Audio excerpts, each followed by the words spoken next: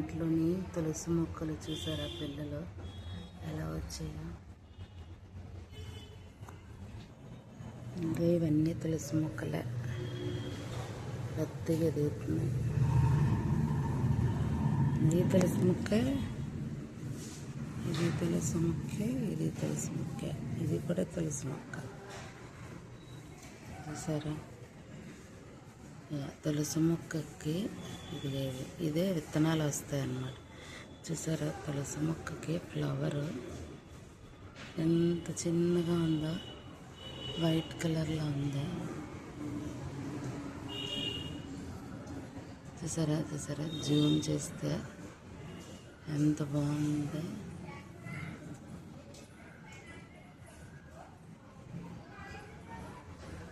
flower